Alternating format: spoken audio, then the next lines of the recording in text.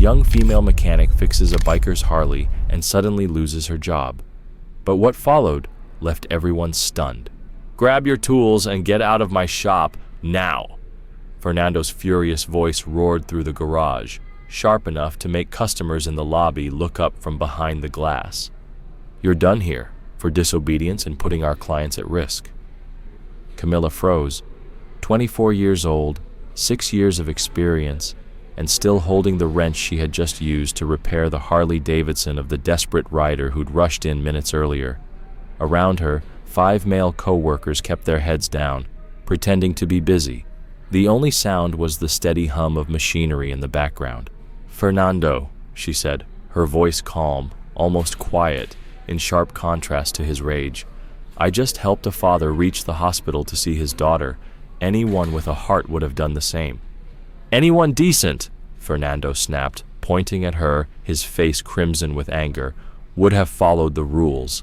That biker could have been dangerous, and you, without permission, decided to play hero." What Fernando never understood was that Camilla had lived her whole life under the same kind of judgment that man faced. The daughter of a cleaning lady and a security guard, she knew what it meant to be dismissed, doubted, or looked down on. For years, she had been the only black woman in shops run by men who questioned her skill every time she tightened a single bolt. Just 3 hours earlier, the man in the leather jacket had stumbled into the workshop, panic in his eyes, begging for help with his broken motorcycle. His daughter was waiting in a hospital bed, and time was slipping away. Every other mechanic had turned away. "We don't work on bikes like that," Fernando had said coldly, not even glancing up. Ricardo, the senior mechanic, made sure his whisper carried, "Guys like him are trouble. Don't get involved." The rest nodded, as if a silent pact had been made to ignore the father's desperation. Camilla noticed what everyone else chose to ignore: a desperate father, eyes brimming with tears, explaining that his 8-year-old daughter was in intensive care after a terrible accident. The motorcycle was his only way to reach her. His hands trembled as he held out his phone, showing Camilla a photo of a little girl in a hospital bed, smiling weakly despite the tubes and monitors. "Please," he whispered, his voice cracking. "It's just the ignition. Any mechanic could fix it in 15 minutes. My little girl is waiting, and she's afraid." While Fernando was busy in the office, puffing himself up as he bragged about imported parts to a customer, Camilla quietly motioned the man over. She knew she was risking everything, but standing by and doing nothing was unthinkable. In less than 15 minutes, working silently, she tracked down the problem. Just as she suspected, it was only a loose wire, a simple fix, the kind that takes more heart than effort. Relief flooded the man's face. He gripped her hand with both of his voice breaking again. "Thank you. You saved me. My name's Daniel. I'll never forget this." He tried to press money into her palm, but Camilla shook her head. "Go. Be with your daughter. That's all that matters." Now, standing in the middle of the garage with Fernando's rage crashing over her, Camilla's lips curved into the faintest smile. Not a smile of defeat, but the calm, steady smile of someone who knew exactly why she stood her ground. Fernando wasn't angry about rules or safety. He was furious because she had looked at a man in a leather jacket and seen a human being. "You're right about one thing, Fernando," she said evenly, setting down her tools with deliberate calm. "This moment will never be forgotten. Not by you, not by me, and not by anyone here who stayed silent." Her co-workers avoided her eyes. Rodrigo, who often came to her for help with complex engines, suddenly found the tires in front of him fascinating. Paulo, who had shared his lunch with her just last week, turned away completely. As she headed for the door, Fernando's voice thundered after her. "And don't think you'll ever get a recommendation. I'll make sure no workshop in this city hires you. Maybe then you'll learn your place." Camilla paused at the door. Slowly she turned back, her eyes locking onto each man in the room. There was something in her stare, a quiet defiance, forged in the fire of battles far harsher than this one, Some of them shifted uncomfortably, unable to hold her gaze. "Fernando," she said, her voice steady, but carrying a weight that silenced the garage. "You just made the biggest mistake of your career, and the worst part? You don't even realize it yet.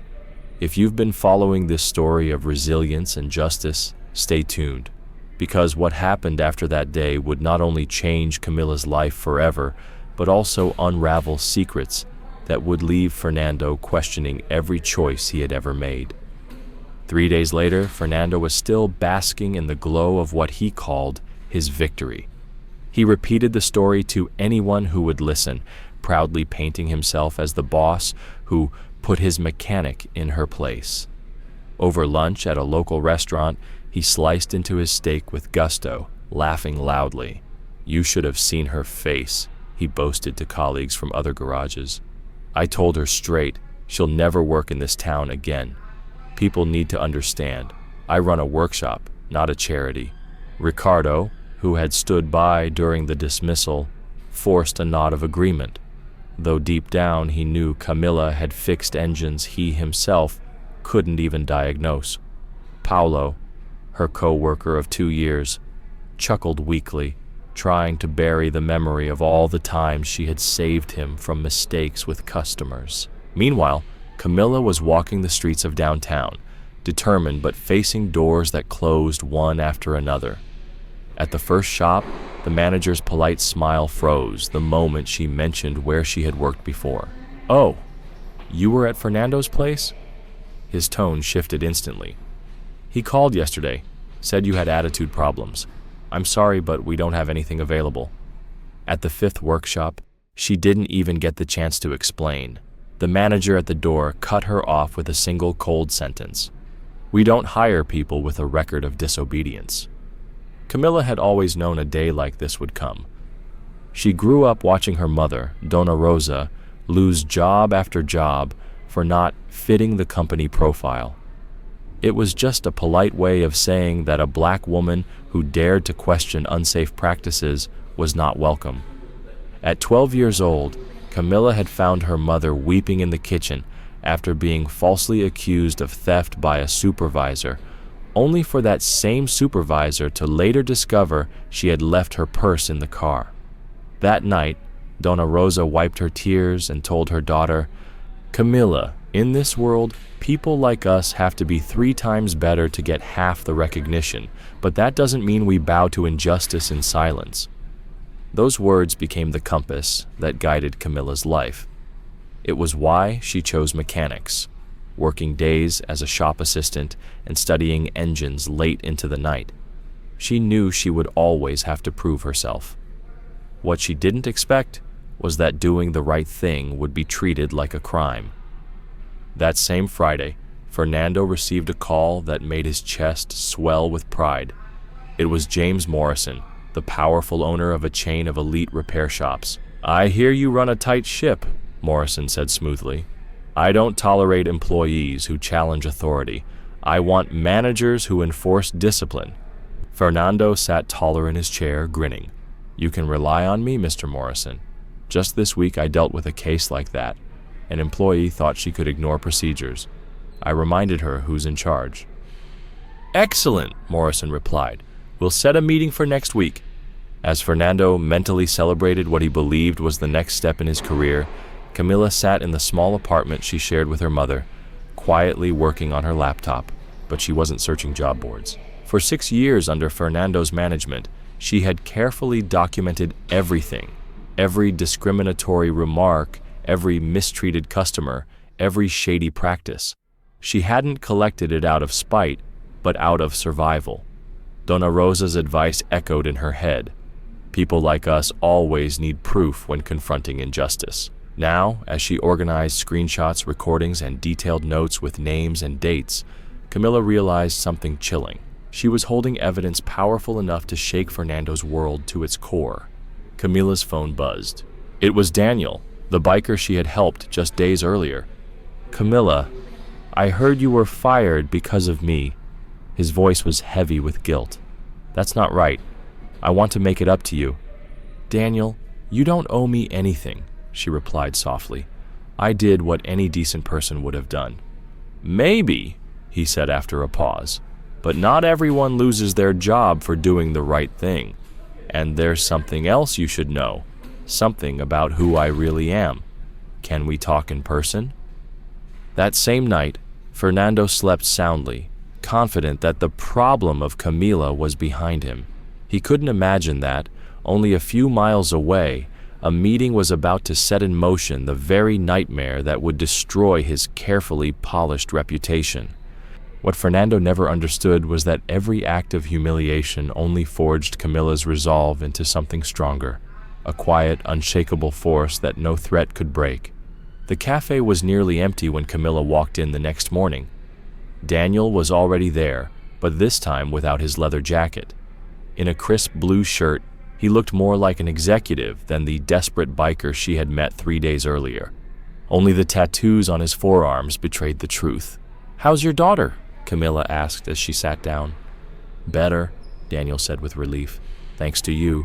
Then he leaned forward, his expression serious. "Camila, I need to tell you something that changes everything. My full name is Daniel Morrison." Camila froze. "Morrison? As in Morrison Automotive Group?" He nodded.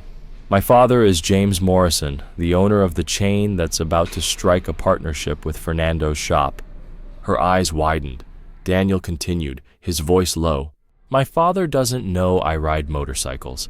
He doesn't know about the tattoos either. We had a falling out years ago because of my choices. He cut me off financially, so I've been working as a freelance mechanic to support myself and my daughter." Camila exhaled slowly, putting the pieces together. "So, you're the estranged son of the most powerful man in the automotive industry around here." Daniel's eyes softened. "And you're the woman who helped me see my daughter when no one else would lift a finger." "Camila, my father despises injustice in the workplace. If he knew what Fernando did to you." Meanwhile, across town, Fernando was polishing his presentation for Monday's meeting with James Morrison. His tie was pressed, his talking points rehearsed, and his ego ready for what he believed would be his greatest career move. What he didn't know was that fate had already stacked the cards against him. Fernando was convinced this was the turning point of his career. He had ordered the entire workshop scrubbed spotless, lined up his employees with strict instructions, and even bought a brand new suit. To him, this wasn't just another meeting. It was the gateway to the future he had always dreamed of. On Sunday evening, he pulled Ricardo aside. "When Morrison comes tomorrow, make sure everyone looks busy. I want this place to shine like the most disciplined shop in town." Ricardo hesitated. "And what if he asks about the people who left recently?" Fernando smirked. "Tell him we cleaned house, got rid of the problem elements. Morrison will love that I keep order here." Meanwhile, in a small apartment across town, Camila and Dona Rosa were bent over the kitchen table. Piles of documents were spread out in front of them, 6 years' worth of meticulous evidence, screenshots of messages, audio clips of offensive remarks, records of clients mistreated because of prejudice. Dona Rosa's eyes widened as she turned page after page. "Daughter, this is a bombshell. You've got evidence of at least 20 different cases." Camila nodded quietly. "I learned from you, Mom. Always keep proof." Her smile was tinged with sadness, but this time she had something Fernando would never expect: an ally. Daniel had offered more than sympathy. With years of experience in the trade and the knowledge that came with being James Morrison's son, he understood the industry like few others. "Camila," he told her, "you're more qualified than 90% of the men I've ever met in this business. My father needs to see that." "I don't want pity," Camila replied firmly. "This isn't pity," Daniel said, leaning closer. "It's justice and strategy. Now let me tell you my plan." Monday morning, Fernando arrived 2 hours early. He paced the floor, checking every detail, rehearsing his lines. At exactly 10 o'clock, a sleek black Mercedes pulled up in front of the shop. Out stepped James Morrison, a man in his 60s, with silver hair combed immaculately and the quiet authority of someone who commanded a $50 million empire. Fernando nearly stumbled over his own feet as he rushed forward. "Mr. Morrison, it's an honor to have you here." "Pleased to meet you, Fernando," Morrison said, shaking his hand firmly, his sharp eyes scanning the shop. "I've heard some interesting things about how you manage your team." Fernando straightened his tie, puffing up with pride. "Discipline above all else, sir. I don't tolerate employees who question authority. Just last week, in fact, I had to fire someone who—" "Oh, really?" Morrison interrupted, one eyebrow arching. The room seemed to freeze. "What kind of problem?" Morrison asked, his tone deceptively casual. Fernando, thrilled to have caught the tycoon's interest, launched into his story with enthusiasm. He described in detail how he had fired Camilla, portraying her as insubordinate, reckless, and foolish for helping what he called a suspicious biker. The more he spoke, the prouder he became, puffing out his chest with every sentence, convinced he was proving his authority. Morrison listened in silence, but slowly his expression hardened. The curiosity in his eyes turned cold, sharp, unyielding. Fernando was too wrapped up in his own ego to notice that he had just confessed to the very behavior Morrison despised most. "Interesting," Morrison muttered at last. "And where might I find this problematic employee of yours?" Fernando smirked. "Don't worry about her, Mr. Morrison. I made sure she won't find work at any respectable shop in this city." At that very moment, across town, Camilla's phone rang. "Camilla?" It was Daniel. His voice was urgent but steady. "I just spoke with my father. He wants to meet you today, 2 o'clock sharp." Fernando had no idea. His eagerness to impress Morrison had sealed his fate. Every arrogant word had been etched into the memory of the man he most needed to please, the father of the very biker he had mocked. While Fernando strutted through the workshop, proudly showcasing his spotless floors and rehearsed staff, imagining the promotion of his dreams, a trap was quietly tightening around him. A trap that would turn his greatest professional opportunity into the most humiliating downfall of his life. At 2 o'clock that afternoon, Camilla stepped into the polished glass and steel office of James Morrison. To her surprise, the tycoon himself rose to greet her, something he rarely did, even for executives. Daniel stood beside him, now in an impeccable suit that reflected his true position in the family empire. "Camilla," Morrison began, his voice thick with sincerity, "my son told me what you did for him, and for my granddaughter. And he also told me how you were treated for it." "Mr. Morrison, Camilla started, but he raised a hand gently. "You saved my granddaughter," he said firmly, "and yet you were punished by a man who, only 3 hours ago, proudly told me how he had gotten rid of a so-called problem employee for helping a suspicious biker." A faint, icy smile crossed Morrison's lips. Fernando has no idea who that suspicious biker really is. Meanwhile, back at the workshop, Fernando was shaking hands with his staff, utterly convinced he had secured the partnership that would change his life. He had no clue that the ground beneath him was already collapsing. "I'm certain our values are aligned, Mr. Morrison," Fernando boasted, straightening his tie. "Discipline and order have always been my priorities." "No doubt," Morrison replied, calmly sliding a stack of documents back into his briefcase. "In fact, I'd very much like to meet this problematic employee you dismissed. Where might I find her?" Fernando chuckled, misreading the moment entirely. He thought Morrison wanted Camilla as a cautionary tale. "Oh, I can give you her address, but trust me, after the way I've handled things, no workshop around here will ever take her on." Across town, in Morrison's corporate office, Camilla sat at a polished table with Daniel and Morrison at her side. She laid out 6 years of carefully collected evidence, screenshots of discriminatory remarks, audio clips of insulting comments, records of clients mistreated for racial bias. "My God," Morrison muttered, flipping through the files. "This isn't just negligence. This is a pattern, a systematic abuse of power, and you documented every detail." Camilla's expression was calm, steady. My mother taught me that people like us always need proof.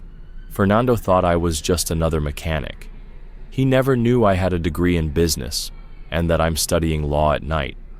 Without hesitation, Morrison picked up his phone. I want a full investigation opened immediately, he told his chief attorney. Employment discrimination, and dig into every single practice of Fernando Silva's workshop. 2 hours later, Fernando's phone rang. Fernando! Morrison's voice was sharp now, stripped of its earlier warmth. Change of plans. Tomorrow's meeting will be at your shop, 9 o'clock sharp, and I want every single employee present. Fernando beamed, mistaking it for an even greater endorsement. Of course, Mr. Morrison. It'll be my pleasure. One more thing, Morrison added, his tone like cold steel. Bring all hiring and firing records from the past 5 years. I want to personally review how you manage your people. Fernando hung up, grinning ear to ear. He had no idea the trap had already closed.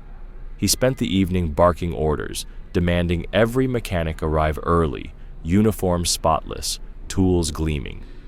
The next morning, at precisely 9 o'clock, a convoy arrived. Out stepped James Morrison, Daniel, 3 lawyers, and a government labor inspector. But it was the final figure that made Fernando's blood run cold. Camila. Good morning, Fernando, Morrison said, his voice cutting through the workshop like a blade. Allow me to introduce my legal team. He stepped aside, his hand resting proudly on Camila's shoulder. And my new director of operations, Camila Santos. The workshop fell into stunned silence. Fernando's smile froze, his carefully constructed empire collapsing in an instant. Fernando's face drained of color. Mr. Morrison, there must be some mistake. The only mistake, Morrison interrupted coldly, was thinking you were fit to partner with my company. He paced slowly through the workshop, his sharp eyes inspecting every detail as though the walls themselves held secrets. Daniel stepped forward, his expression calm but edged with steel. Dad, this is the man who called me a tattooed bum, the same man who turned me away when my daughter was lying in a hospital bed. The words struck Fernando like a hammer. His knees gave way, and he grabbed onto a workbench for balance. You're Daniel Morrison, Daniel finished for him, son of the man you were so desperate to impress, and I'll never forget that the woman you fired is the one who saved me.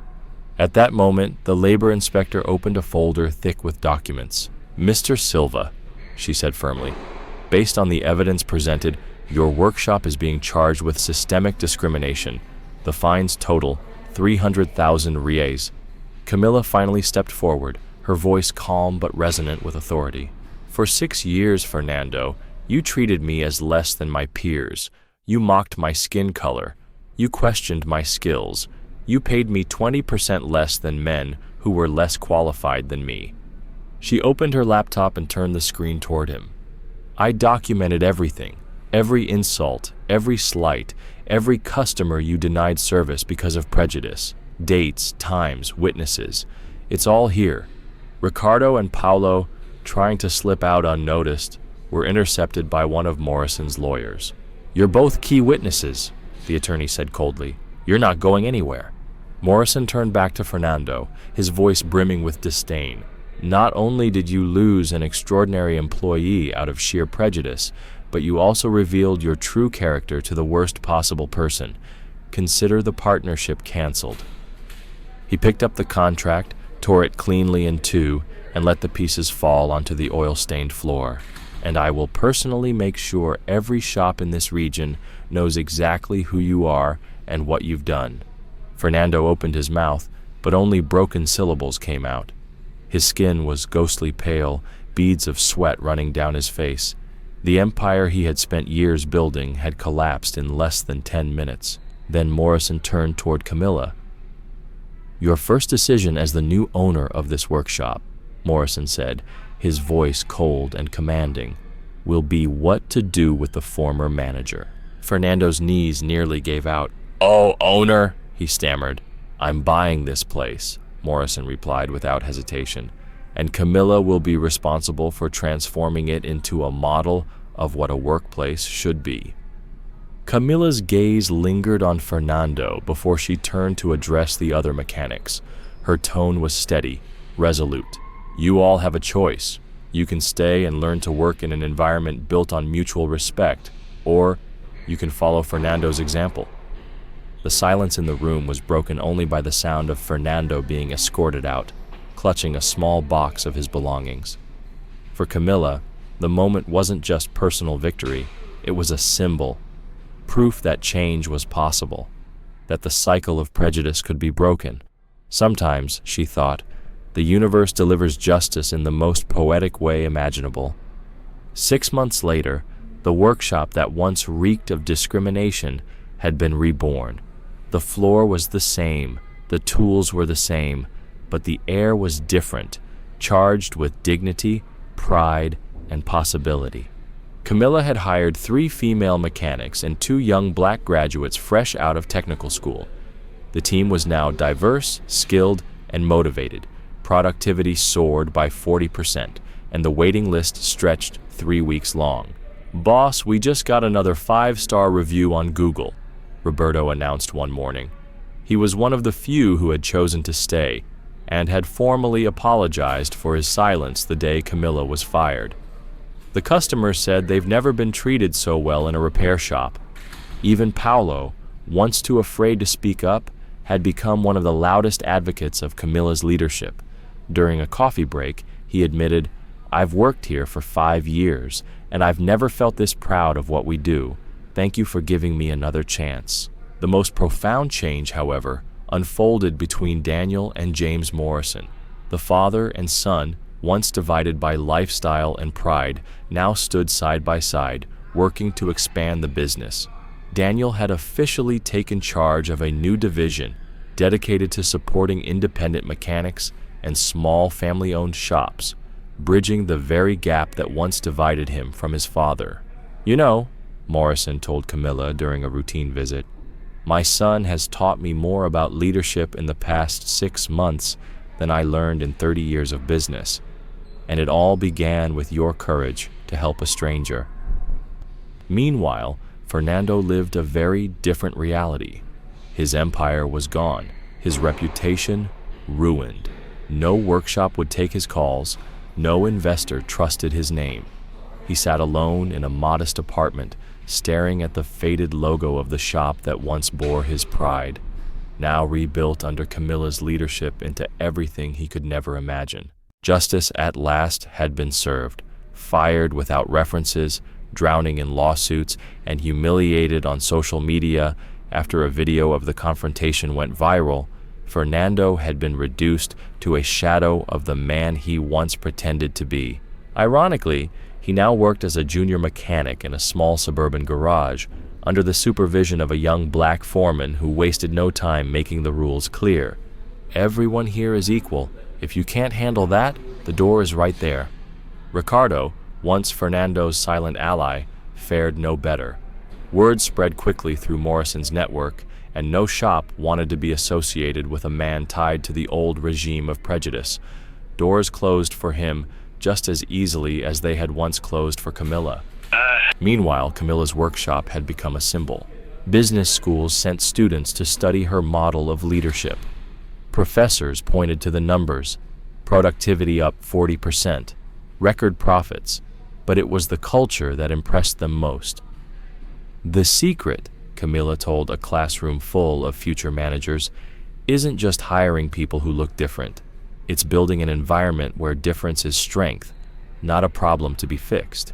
Her words carried weight because they were lived truths. In a feature interview with a management magazine, Camilla reflected, "When Fernando fired me, he thought he was destroying my future. But in reality, he freed me. He pushed me out of a system that would never have recognized my worth." Daniel's daughter, now healthy and full of energy, often visited the shop. She called Camilla Aunt Camilla, running between the cars, asking when she could learn to fix engines just like her. Morrison himself had created a scholarship in the girl's name, funding training for young people from underprivileged backgrounds who dreamed of careers in mechanics. One afternoon, the girl looked up at her father and asked innocently, "Daddy, why didn't anyone help you when your motorcycle broke down?" Daniel glanced at Camilla before answering softly. "Because too many people judge by appearances, not by the heart. But Aunt Camilla is different. She sees people for who they truly are." On the first anniversary of the new management, the workshop held a celebration. Old customers, new clients, employees, friends, and even a few competitors filled the space that had once echoed with silence and fear. James Morrison raised his glass, his voice thick with emotion. "Sometimes," he said, "all it takes is one act of courage, one choice to do the right thing. That single choice transformed not only this workshop, but every life connected to it." The room erupted in applause, and Camilla stood quietly in the center, no longer just a mechanic, but a leader, a symbol, and a reminder that true justice, once set in motion, can change the world. "A year ago," Morrison said into the microphone, his voice echoing through the packed workshop, "my company almost partnered with a man who embodied everything we reject. Today, I work alongside a woman who represents everything we strive to become." In the front row, Dona Rosa's eyes glistened with pride. She leaned toward her daughter and whispered, "Remember when I told you people like us have to be 3 times better just to be seen? You've proven that when we are better, we don't just survive, we change the whole game." Camilla's journey sparked a wave of transformation. Across the region, business owners began rethinking their hiring practices. 3 other workshops soon adopted policies of inclusion, creating a ripple effect that reshaped the local auto industry. Meanwhile, Fernando, once arrogant and untouchable, now worked quietly in a small suburban shop. Every so often, he caught glimpses of Camilla's success in the news. In those silent moments, he finally understood the magnitude of what he had thrown away, lost not because of her flaws, but because of his own blind prejudice. Camilla often shared her philosophy during leadership talks. The best revenge is never about destroying those who hurt you. The best revenge is building something so extraordinary that they see clear as day what they lost when they underestimated you. And so, as she looked around at her thriving team, men and women of different backgrounds working in harmony, customers smiling with trust in their service, Camilla remembered the day she was fired for doing the right thing. What Fernando tried to use to break her had instead become the moment that revealed her greatest strength. Her workshop wasn't just a business, it was proof. Proof that justice isn't a slogan, it's a force that, when embraced, doesn't just restore dignity to the wronged, but lifts entire communities. And if this story of resilience, justice, and transformation touched your heart, subscribe to this channel for more stories that prove the greatest obstacles can become the very opportunities that reveal who we are truly meant to be.